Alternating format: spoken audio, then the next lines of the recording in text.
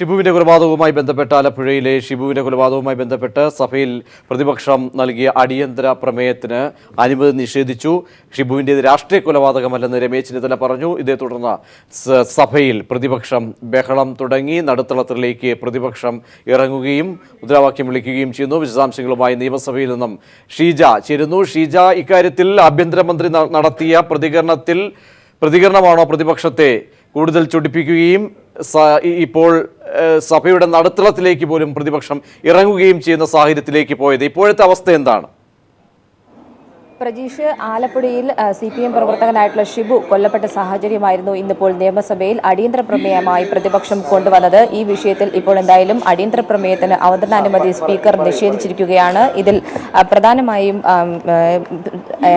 AM ആരിഫാണ് പ്രതിപക്ഷത്തു നിന്നും അടിയന്തര പ്രമേയത്തിന് നോട്ടീസ് നൽകിയത്. ഇത്തരത്തിൽ സംസ്ഥാനത്ത് വ്യാപകമായി RSSന്റെ അതിക്രമങ്ങൾ വർദ്ധിക്കുന്നു, RSSനെ സംരക്ഷിക്കുന്ന തരത്തിലൊരു നിലപാടാണ് സംസ്ഥാന സർക്കാർ സ്വീകരിക്കുന്നതെന്നും അദ്ദേഹം കുറ്റപ്പെടുത്തി. ഈ കേസിൽ ആലപ്പുഴയിൽ ഷിബു കൊല്ലപ്പെട്ടതുമായി ബന്ധപ്പെട്ട് തുടക്കത്തിൽ കൊലപാതക കുറ്റത്തിന് കേസെടുക്കാൻ പോലും സർക്കാർ തയ്യാറായില്ലെന്നും അദ്ദേഹം കുറ്റപ്പെടുത്തുന്നു.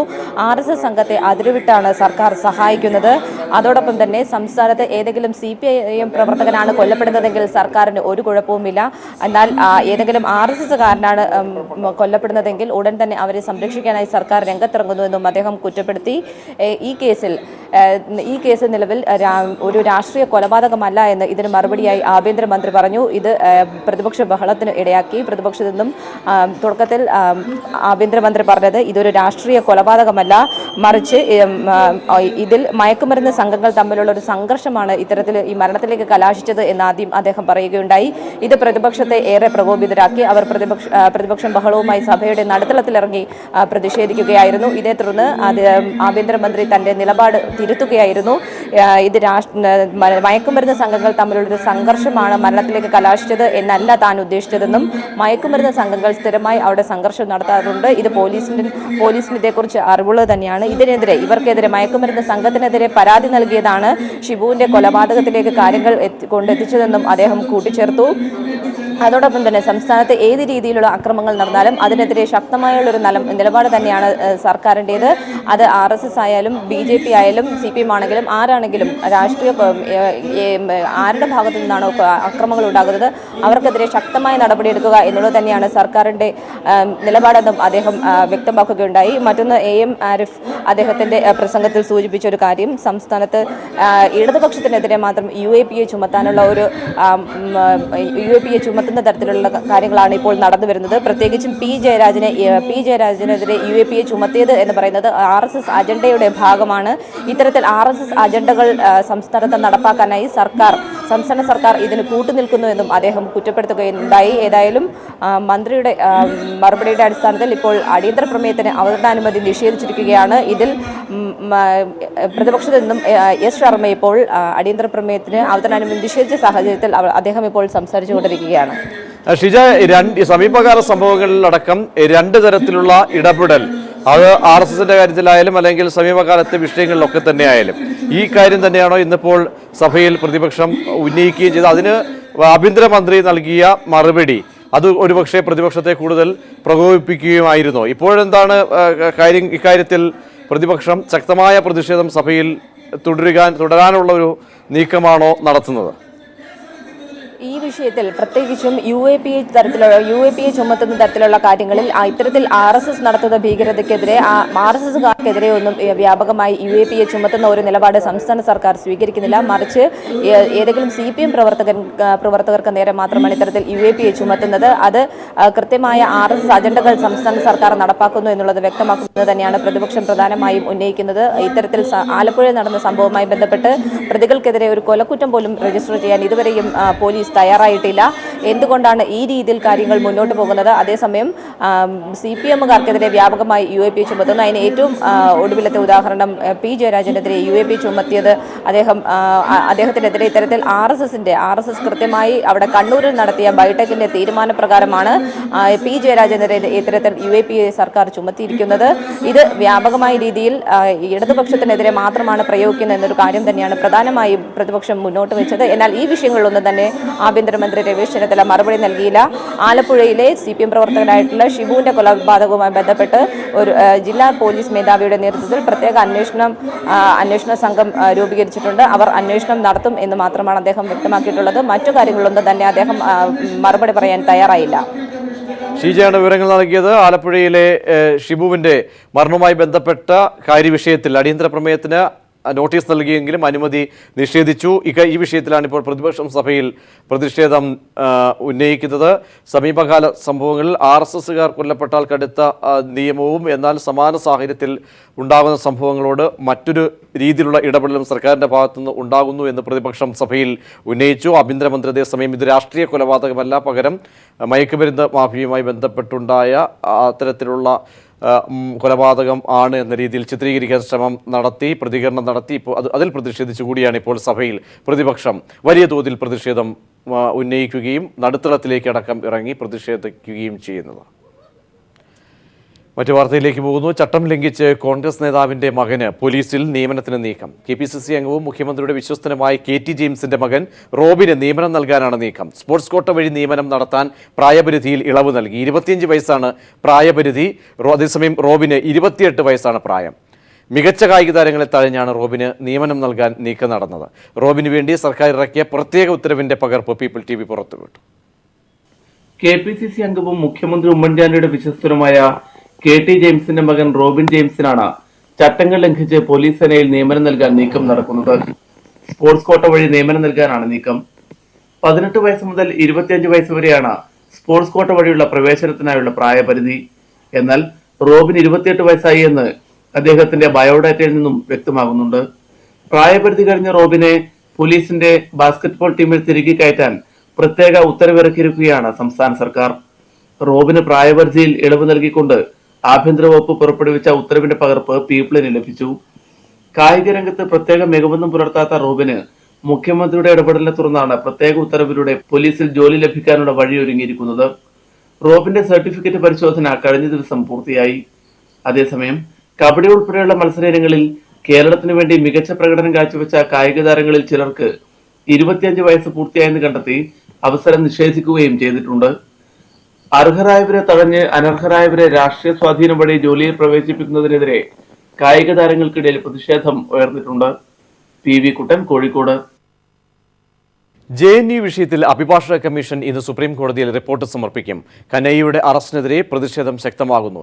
വിദ്യാർത്ഥി സംഘടനകൾ ഇന്ന് രാജ്യവ്യാപകമായി അതേസമയം പഠിപ്പ് മുടക്കുകയാണ്. വിശദാംശങ്ങളുമായി മനുശങ്കർ ചേരുന്നു. മനു, കടുത്ത പ്രതിഷേധം തന്നെയാണോ ഇപ്പോഴും രൂപപ്പെട്ടുകൊണ്ടിരിക്കുന്നത്? ഇക്കാര്യത്തിൽ ഇന്ന് വിവരങ്ങളുടെയൊക്കെ അടിസ്ഥാനത്തിൽ റിപ്പോർട്ട് അഭിഭാഷക കമ്മീഷൻ നൽകുന്ന ഒരു സാഹചര്യം. എന്തായാലും കാര്യങ്ങൾ കൂടുതൽ രാജ്യതലസ്ഥാനത്തടക്കം പ്രതിഷേധം പടരുക തന്നെയാണോ? പ്രജീഷ്, എന്തായാലും JNU വിഷയത്തിലുള്ള പ്രതിഷേധം രാജ്യവ്യാപകമായി വ്യാപിക്കുകയാണ്. SFIയും AISFും ഇന്ന് രാജ്യവ്യാപകമായി പഠിപ്പ് മുടക്ക് നടത്തുകയാണ്. ഇതിന് വിവിധ വിദ്യാർത്ഥി സംഘടനകൾ പിന്തുണ പ്രഖ്യാപിച്ചിട്ടുമുണ്ട്. ഇതോടൊപ്പം സുപ്രീം കോടതി നിയോഗിച്ച അഭിഭാഷക കമ്മീഷൻ ഇന്ന് ദില്ലി പാട്യാല ഹൗസ് കോടതിയിൽ BJP അനുകൂല അഭിഭാഷകർ നടത്തിയ സംഘർഷവും അരങ്ങേറിയ നാടകീയ രംഗങ്ങളും സംബന്ധിച്ചുള്ള വ്യക്തമായ റിപ്പോർട്ട് സുപ്രീം കോടതി മുമ്പാകെ സമർപ്പിക്കും. ഇന്നലെയും ദില്ലി പാട്യാല ഹൗസ് കോടതിയിലെത്തിയ ഈ മുതിർന്ന അഭിഭാഷക കമ്മീഷന് നേരെയും ആക്രമണം അഴിച്ചുവിട്ടിരുന്നു. ചുടുകട്ടകളും മറ്റും ഈ മുതിർന്ന അഭിഭാഷകരായ കപിൽ സിബൽ, രാജീവ് ധവാൻ അടക്കമുള്ള അഭിഭാഷകർക്ക് നേരെ എറിയുകയും ചെയ്തിരുന്നു. രാജീവ് ധവാൻ അടക്കം ഇന്നലെ തന്നെ സുപ്രീം കോടതിയിൽ ബോധിപ്പിച്ചിരുന്നത് ഭാഗ്യം കൊണ്ട് മാത്രമാണ് താൻ രക്ഷപ്പെട്ടത്, തങ്ങളെ പാകിസ്ഥാൻ ഏജന്റ് എന്നും മറ്റുമാണ് ഇവർ വിശേഷിപ്പിച്ചതെന്നും ബോധിപ്പിച്ചിരുന്നു. ഇതിന്റെ പശ്ചാത്തലത്തിലാണ് സുപ്രീം കോടതി ഇത് സംബന്ധിച്ച് റിപ്പോർട്ട് വ്യക്തമാക്കാൻ അറിയിച്ചത്. 2 മണിക്കാണ് ഇത് സമർപ്പിക്കുന്നത്. അതോടൊപ്പം ഇന്ന് 1 മണിക്ക് ഈ വിവിധ വിദ്യാർത്ഥി സംഘടനകൾ JNU വിഷയത്തിൽ പാർലമെന്റിലേക്ക് മാർച്ച് നടത്തുന്നുണ്ട്. ഇതിന് ദില്ലി പോലീസ് നിലവിൽ അനുമതി നിഷേധിച്ചിരിക്കുകയുമാണ്. എന്നിട്ടും മാർച്ച് നടത്തുമെന്ന് തന്നെയാണ് വിദ്യാർത്ഥി സംഘടനകൾ പറയുന്നത്. അതോടൊപ്പം കോൺഗ്രസ് ഉപാധ്യക്ഷൻ രാഹുൽ ഗാന്ധി ഇന്ന് രാഷ്ട്രപതിയെ കാണുന്നുണ്ട്. ദില്ലി മുഖ്യമന്ത്രി അരവിന്ദ് കെജ്രിവാളും JNU വിഷയത്തിൽ രാഷ്ട്രപതി ഇടപെടണമെന്ന് ആവശ്യപ്പെട്ടുകൊണ്ട് കൂടിക്കാഴ്ച നടത്തുന്നുണ്ട്. എന്തായാലും ഈ വിഷയം രാജ്യ തലസ്ഥാനത്ത് ഉൾപ്പെടെ വലിയ രീതിയിലുള്ള പ്രതിഷേധങ്ങൾക്കാണ് വഴിവെച്ചിരിക്കുന്നത്. മനുശങ്കരാണ് വിശദാംശങ്ങൾ ദില്ലിയിൽ നിന്ന് നൽകിയത്. ചണ്ഡീഗഡിലെ CPIM സംസ്ഥാന സമിതി ഓഫീസിന് നേരെ VHP ബജ്രംഗ് ദൾ പ്രവർത്തകരുടെ ആക്രമണം. അക്രമികൾ നടത്തിയ കല്ലേറിൽ ഓഫീസിന്റെ ജനൽ ചില്ലുകളും വാതിലുകളും തകർന്നു. ചണ്ഡീഗഡിലെ സെക്ടർ 30-ൽ സ്ഥിതി ചെയ്യുന്ന ഓഫീസിൽ വൈകുന്നേരത്തോടെയാണ് അക്രമികൾ എത്തിയത്. CPM മുർദാബാദ് എന്ന മുദ്രാവാക്യം വിളിച്ചാണ് അക്രമികൾ എത്തിയത്. പോലീസ് സ്ഥലത്തെത്തി പരിശോധന നടത്തി. അക്രമികളെ ആരെയും തന്നെ പിടികൂടിയിട്ടില്ല. JNU വിഷയത്തിൽ പ്രതിഷേധിച്ച് ഓൾ ഇന്ത്യ ലോയേഴ്സ് യൂണിയൻ നടത്തിയ മാർച്ചിൽ സംഘർഷം. BJP പ്രവർത്തകരാണ് സെക്രട്ടേറിയറ്റിന് മുന്നിൽ വെച്ച് മാർച്ചിന് നേരെ ആക്രമണം നടത്തിയത്. ആക്രമണത്തിൽ പ്രതിഷേധിച്ച അഭിഭാഷകർ കന്റോൺമെന്റ് പോലീസ് സ്റ്റേഷൻ ഉപരോധിച്ചു. ദില്ലി പാട്യാല ഹൗസ് കോടതിയിൽ നടന്ന അതിക്രമങ്ങളുടെ പശ്ചാത്തലത്തിലാണ് ഓൾ ഇന്ത്യ ലോയേഴ്സ് യൂണിയൻ സെക്രട്ടേറിയറ്റിലേക്ക് പ്രകടനം നടത്തിയത്. യോഗത്തെ അഭിസംബോധന ചെയ്തുകൊണ്ട് ഉടുമ്പൻചോല MLA KK ജയചന്ദ്രൻ സംസാരിച്ചുകൊണ്ടിരിക്കെയാണ് BJPയുടെ പ്രകടനം അപ്രതീക്ഷിതമായി ഇവിടേക്ക് എത്തുന്നത്. എണ്ണത്തിൽ കുറവായിരുന്ന അഭിഭാഷകരെ BJP പ്രവർത്തകർ വളഞ്ഞുവെച്ച് മർദ്ദിക്കുകയായിരുന്നു.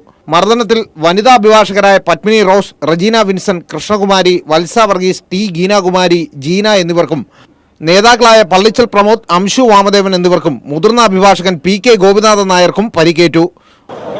ഞങ്ങളെ പ്രകടനം പിരിയാൻ നേരത്ത് BJP RS ജാഥ വരികയും ഞങ്ങളെ വളയുകയും അവർ മുദ്രാവാക്യം വിളിക്കുകയും ചെയ്തു. ആ സമയത്ത് ഞങ്ങൾ എണ്ണത്തിലോട്ട് കുറവായിരുന്നു. അവർ ആ ധർണയിലും പ്രകടനത്തിലും പങ്കെടുത്ത ആളുകളെ കയറി ആക്രമിക്കുകയായിരുന്നു.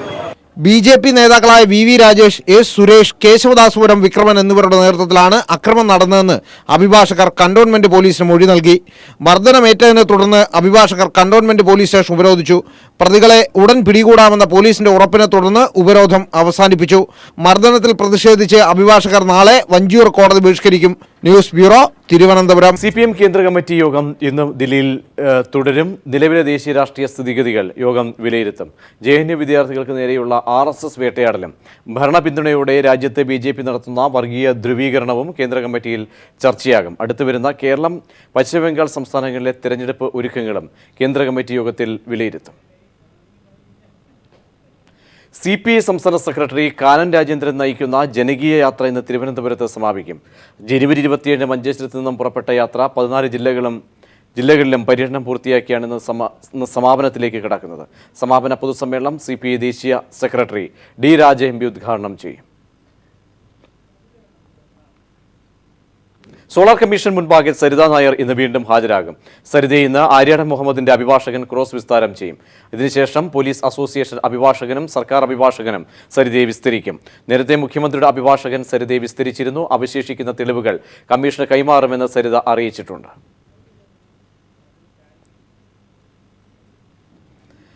People TV exclusive. Calicut university assistant നിയമനത്തിൽ വൻ ക്രമക്കേട് നടന്നതായി ആരോപണം. നിയമനം നടന്നുകൊണ്ടിരിക്കുന്ന റാങ്ക് ലിസ്റ്റുമായി ബന്ധപ്പെട്ടാണ് ആക്ഷേപം ഉയർന്നിരിക്കുന്നത്. യോഗ്യതാ പരീക്ഷയിൽ കുറഞ്ഞ മാർക്ക് ലഭിച്ച നിരവധി ഉദ്യോഗാർത്ഥികൾ കൂടിക്കാഴ്ചയിൽ ലഭിച്ച ഉയർന്ന മാർക്കിന്റെ അടിസ്ഥാനത്തിൽ റാങ്ക് ലിസ്റ്റിൽ കടന്നുകൂടിയതാണ് സംശയത്തിന് ഇടയാക്കിയിരിക്കുന്നത്. നേരത്തെ അസിസ്റ്റന്റ് നിയമനത്തിന് ലീഗ് നേതാവ് കോഴ ആവശ്യപ്പെട്ട വാർത്ത പീപ്പിൾ TV പുറത്തുവിട്ടതിനെ തുടർന്ന് നിയമന നടപടികൾ വൻ വിവാദമായിരുന്നു. കഴിഞ്ഞ ജനുവരി 30 പ്രസിദ്ധീകരിച്ച കാലിക്കറ്റ് സർവകലാശാലയിലെ അസിസ്റ്റന്റ് നിയമനത്തിനുള്ള മെയിൻ റാങ്ക് ലിസ്റ്റിൽ ആകെ 1077 പേരാണുള്ളത്. 280 പേർക്ക് നിയമന ഉത്തരവ് നൽകിയതിൽ 200-ലേറെ പേർ സർവകലാശാലയിൽ ജോലിയിൽ പ്രവേശിച്ചിട്ടുണ്ട്. പരീക്ഷയിൽ കുറഞ്ഞ മാർക്ക് ലഭിച്ച പലരും ഇന്റർവ്യൂവിന് ലഭിച്ച ഉയർന്ന മാർക്കിലൂടെ അന്തിമ പട്ടികയിൽ കടന്നുകൂടി. ആദ്യ 400 പേരുടെ ലിസ്റ്റ് പരിശോധിക്കുമ്പോൾ ലഭിക്കുന്ന പ്രധാനപ്പെട്ട വിവരങ്ങൾ ഇങ്ങനെ: 50 മാർക്ക് പരീക്ഷയ്ക്ക് ലഭിച്ച 41 പേർക്ക് കൂടിക്കാഴ്ചക്കുള്ള 20 മാർക്കിൽ ലഭിച്ചത് ആകെ 6 മാർക്ക് മാത്രം. അതേസമയം പരീക്ഷയ്ക്ക് 40 മാർക്കിൽ താഴെയും 18 മാർക്കോ അതിലധികമോ ഇന്റർവ്യൂവിന് ലഭിച്ച 138 പേർ ലിസ്റ്റിലുണ്ട്. ഉദാഹരണത്തിന് 51 മാർക്ക് ലഭിച്ച ഒരു ഉദ്യോഗാർത്ഥിക്ക് കൂടിക്കാഴ്ചയിൽ ലഭിച്ചത് 3.5 മാർക്ക് മാത്രം. അതേസമയം 36 മാർക്ക് മാത്രം പരീക്ഷയിൽ ലഭിച്ച മറ്റൊരു ഉദ്യോഗാർത്ഥിക്ക് കൂടിക്കാഴ്ചയിൽ 19 മാർക്ക് ലഭിച്ചു. പരീക്ഷയുടെ മാർക്കും ഇന്റർവ്യൂവിന്റെ മാർക്കും തമ്മിൽ വലിയ അന്തരമുള്ളത് സംശയത്തിനിടയാക്കുന്നു. ഉദ്യോഗാർത്ഥികൾ ഹൈക്കോടതിയെ സമീപിക്കുന്നതുവരെ പരീക്ഷയുടെയും ഇന്റർവ്യൂവിന്റെയും മാർക്ക് പ്രസിദ്ധീകരിക്കാൻ പോലും സർവകലാശാല തയ്യാറായിരുന്നില്ല.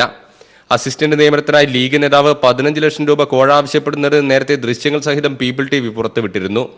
സംഭവം വിവാദമായതിനെ തുടർന്ന് സിൻഡിക്കേറ്റ് വിജിലൻസ് അന്വേഷണത്തിനായി സർക്കാരിനോട് ശുപാർശ ചെയ്തിരുന്നെങ്കിലും തുടർ നടപടികൾ എങ്ങും എത്തിയില്ല. റാങ്ക് ലിസ്റ്റിൽ ക്രമക്കേട് നടന്നുവെന്ന് ചൂണ്ടിക്കാട്ടി മുൻ VC അബ്ദുൽ സലാമും താൽക്കാലികമായി VCയുടെ ചുമതല വഹിച്ചിരുന്ന ഖാദർ മാങ്ങാടും നിയമന ഉത്തരവിൽ ഒപ്പിടാൻ തയ്യാറായിരുന്നില്ല. ഇതേ തുടർന്ന് ഉദ്യോഗാർത്ഥികൾ ഹൈക്കോടതിയെ സമീപിച്ചപ്പോൾ സിൻഡിക്കേറ്റ് ഉചിതമായ തീരുമാനമെടുക്കാനാണ് ഹൈക്കോടതി നിർദ്ദേശിച്ചത്. ഇതിന്റെ മറവിൽ സിൻഡിക്കേറ്റ് ഉപസമിതി രൂപീകരിച്ച് തട്ടിക്കൂട്ടിയ റിപ്പോർട്ടിന്റെ അടിസ്ഥാനത്തിലാണ് പുതിയ VC K മുഹമ്മദ് ബഷീറിന്റെ നേതൃത്വത്തിൽ വിവാദമായ റാങ്ക് ലിസ്റ്റിൽ നിന്നും വ്യാപകമായി നിയമനം നടത്തുന്നത്. Siju Kannan, news bureau, Kozhikode. ചെറുശ്ശേരി സൈനുദ്ദീൻ മുസ്ലിയാർ അന്തരിച്ചു. EK വിഭാഗം സമസ്ത ജനറൽ സെക്രട്ടറിയും പണ്ഡിതനുമാണ്. KG സ്വാലിഹ് വിശദാംശങ്ങൾ നൽകും. സ്വാലിഹ്, എപ്പോഴായിരിക്കും അദ്ദേഹത്തിൻ്റെ മൃതദേഹം അവിടേക്ക് എത്തിക്കുക? അന്ത്യം സംബന്ധിച്ചൊക്കെയുള്ള വിവരങ്ങൾ എങ്ങനെയാണ്? പ്രജീഷ്, സമസ്ത EK വിഭാഗം ജനറൽ സെക്രട്ടറി ആയിരുന്നു ചെറുശ്ശേരി സൈനുദ്ദീൻ മുസ്ലിയാർ. 1996 മുതൽ EK അബൂബക്കർ മുസ്ലിയാരുടെ നിര്യാണത്തെ തുടർന്ന് അദ്ദേഹം ജനറൽ സെക്രട്ടറി പദം ഏറ്റെടുക്കുകയായിരുന്നു. ദീർഘകാലം സമസ്തയുടെ മുഷാവറ അംഗമായിരുന്നു, കൂടിയാലോചന സമിതി അംഗമായിരുന്നു. ഇന്ന് പുലർച്ചെയാണ് അദ്ദേഹത്തിന്റെ മരണം സംഭവിക്കുന്നത്. 72 വയസ്സായിരുന്നു. വാർദ്ധക്യ സഹജമായ അസുഖങ്ങളുമായി 2 ദിവസമായി കോഴിക്കോട്ടെ സ്വകാര്യ ആശുപത്രിയിൽ അദ്ദേഹം ചികിത്സയിലായിരുന്നു. ധാരാളം ശിഷ്യന്മാരുള്ള, നിരവധി കാലം ദറസ് നടത്തിയ പണ്ഡിതൻ കൂടിയായിരുന്നു അദ്ദേഹം. കർമ്മശാസ്ത്രത്തിൽ, മുസ്ലിം കർമ്മശാസ്ത്രത്തിൽ അഗാധ ജ്ഞാനമുണ്ടായിരുന്നു. നിരവധി ഗ്രന്ഥങ്ങളും അദ്ദേഹം ഈ മേഖലയിൽ രചിച്ചിട്ടുണ്ട്. മുസ്ലിം ലീഗിനെയും സമസ്തയെയും ഒന്നിച്ചു നിർത്തിയ, ദീർഘകാലം ഒന്നിപ്പിച്ചു കൊണ്ടുപോയ നേതാവെന്ന തരത്തിലും അദ്ദേഹം മലബാറിൽ പ്രശസ്തനാണ്. സുന്നികൾക്കിടയിൽ അദ്ദേഹം അങ്ങനെയും അറിയപ്പെടുന്നുണ്ട്. ദീർഘകാലം 1980കളുടെ അവസാനത്തിൽ സമസ്ത വിഭജിക്കുന്ന സമയത്ത് കാന്തപുരം AP അബൂബക്കർ മുസ്ലിയാർക്കെതിരെ നിലകൊള്ളുകയും EK അബൂബക്കർ മുസ്ലിയാരുടെ കൂടെ നിൽക്കുകയും ചെയ്ത വളരെ കുറച്ച് ആളുകളിൽ ഒരാളായിരുന്നു അദ്ദേഹം. വളരെ സാത്വികനായി ജീവിച്ച ഒരു വ്യക്തി കൂടിയായിരുന്നു അന്തരിച്ച ചെറുശ്ശേരി സൈനുദ്ദീൻ മുസ്ലിയാർ. നന്ദി ദാറുസലാം അറബിക് കോളേജിലും പട്ടിക്കാട് ജാമിയ നൂരിയ അറബിക് കോളേജിലും അദ്ദേഹം സേവനമനുഷ്ഠിച്ചിട്ടുണ്ട്. ദീർഘകാലം മലബാറിലെ പ്രമുഖ പള്ളികളിലെല്ലാം അദ്ദേഹം ദീർഘകാലം ദർസ് നടത്തിയിട്ടുണ്ട്. കോട്ടൂർ കുഞ്ഞമ്മ മുസ്ലിയാരുടെ ശിഷ്യൻ കൂടിയായിരുന്നു അദ്ദേഹം. അദ്ദേഹം തന്നെ സ്ഥാപിച്ച ചെമ്മാട് ദാറുൽ ഹുദ അറബിക് കോളേജിലാണ് അദ്ദേഹത്തിന്റെ മൃതദേഹം ഇന്ന് വൈകിട്ട് കബറടക്കുകയും ചെയ്യുന്നത്. ഇപ്പോൾ കൊണ്ടോട്ടി കിഴിശ്ശേരിയിലുള്ള വസതിയിലാണ് മൃതദേഹം പൊതുദർശനത്തിന് വെച്ചിരിക്കുന്നത്. മുസ്ലിം ലീഗ് സംസ്ഥാന അധ്യക്ഷൻ പാണക്കാട് ഹൈദരലി ശിഹാബ് തങ്ങൾ, മുനവർ അലി ശിഹാബ് തങ്ങൾ തുടങ്ങി മുസ്ലിം ലീഗിന്റെയും അതുപോലെ സമസ്തയുടെ മറ്റു പണ്ഡിതന്മാരെല്ലാം തന്നെ അവിടെയുണ്ട്. ആയിരക്കണക്കിന് അദ്ദേഹത്തിന്റെ ശിഷ്യന്മാരും അദ്ദേഹത്തിന്റെ മൃതദേഹം കാണാനായി കോഴിക്കോട്ടെ കൊണ്ടോട്ടിയിലെ വസതിയിലേക്ക് വന്നുകൊണ്ടിരിക്കുകയാണ്. പ്രജീഷ്. സ്വാലിഹാണ് വിവരങ്ങൾ നൽകിയത്. People exclusive. തിരുവനന്തപുരം മെഡിക്കൽ കോളേജിലെ അനസ്തേഷ്യ വിഭാഗം അടച്ചുപൂട്ടൽ ഭീഷണിയിൽ. യോഗ്യതയുള്ള അനസ്തേഷ്യ ഡോക്ടർമാർ ആവശ്യത്തിനില്ലാത്തതും ജോലിഭാരവും അധികാരികളുടെ മാനസിക പീഡനവും മൂലം നിലവിലുള്ള ഡോക്ടർമാർ ജോലി ഉപേക്ഷിക്കുന്നതുമാണ് അനസ്തേഷ്യ വിഭാഗം അടച്ചുപൂട്ടലിലേക്ക് നീങ്ങാൻ കാരണം. അതേസമയം നിലവിലുള്ള ഡോക്ടർമാരെ മാനദണ്ഡങ്ങൾ കാറ്റിൽ പറത്തി 24 മണിക്കൂറും ജോലി ചെയ്യിപ്പിക്കുന്നത് ഗുരുതരമായ മനുഷ്യാവകാശ ലംഘനമാണെന്നും ചൂണ്ടിക്കാണിക്കപ്പെടുന്നു. കേരളത്തിലെ തന്നെ ആദ്യ മെഡിക്കൽ കോളേജായ തിരുവനന്തപുരം സർക്കാർ മെഡിക്കൽ കോളേജിലെ അനസ്തേഷ്യ വിഭാഗമാണ് ഇപ്പോൾ അടച്ചുപൂട്ടലിന്റെ വക്കിലേക്ക് പോകുന്നത്. ദിവസവും 100 കണക്കിന് ശസ്ത്രക്രിയകൾ അത്യാഹിതത്തിലും അല്ലാതെയുമായി നടക്കുന്ന ഈ മെഡിക്കൽ കോളേജിൽ ആവശ്യത്തിന് യോഗ്യതയുള്ള അനസ്തേഷ്യ ഡോക്ടർമാരില്ല. ആകെ 41 ശസ്ത്രക്രിയാ ടേബിളുകളാണ് മെഡിക്കൽ കോളേജ്, SIT എന്നിവിടങ്ങളിലായി ഉള്ളത്. മെഡിക്കൽ കൗൺസിൽ ഓഫ് ഇന്ത്യയുടെ നിർദ്ദേശപ്രകാരം 41 ടേബിളുകൾക്ക് 41 അനസ്തേഷ്യ ഡോക്ടർമാർ വേണം. പക്ഷേ ഈ മെഡിക്കൽ കോളേജിൽ നിലവിലുള്ളത് ആകെ 21 പേർ മാത്രം. അതുകൊണ്ട് തന്നെ ബഹുഭൂരിപക്ഷം ശസ്ത്രക്രിയകൾക്കും അനസ്തേഷ്യ നൽകുന്നത് PG ഡോക്ടർമാരാണ്. ഇതാണ് ഏറെ ഞെട്ടിപ്പിക്കുന്നതും അപകടകരവുമായ വസ്തുത.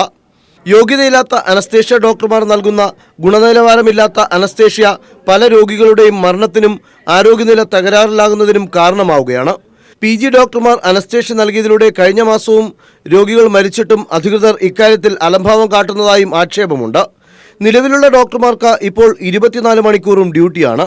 ഇങ്ങനെ ജോലി ചെയ്യുന്ന അനസ്തേഷ്യ ഡോക്ടർമാർക്ക് ഉറക്കക്കുറവും മാനസിക പിരിമുറുക്കവും മൂലം ക്വാളിറ്റിയുള്ള അനസ്തേഷ്യ നൽകാനാകുന്നില്ലെന്നതും അവർ തന്നെ സമ്മതിക്കുന്നു. മെഡിക്കൽ കോളേജിൽ ഡോക്ടർമാരുടെ അഭാവം ബോധ്യപ്പെട്ടിട്ടും ആരോഗ്യവകുപ്പ് അധികൃതർ സ്ഥലമാറ്റം നൽകിയ അനസ്തേഷ്യ ഡോക്ടർമാരെ തിരിച്ചു വിളിക്കാനോ പകരം ആളെ നിയമിക്കാനോ തയ്യാറായിട്ടുമില്ല. മെഡിക്കൽ കൗൺസിൽ ഓഫ് ഇന്ത്യയുടെയും IMAയുടെയും ഒക്കെ നിർദ്ദേശങ്ങൾ അട്ടിമറിച്ച അനസ്തേഷ്യ ഡോക്ടർമാരെ ദ്രോഹിക്കുന്ന ഗുരുതരമായ സ്ഥിതിവിശേഷമാണ് മെഡിക്കൽ കോളേജിലുള്ളതെന്നും ഇത് മനുഷ്യാവകാശ ലംഘനമാണെന്നും നിലവിലെ ഡോക്ടർമാരും പറയുന്നു.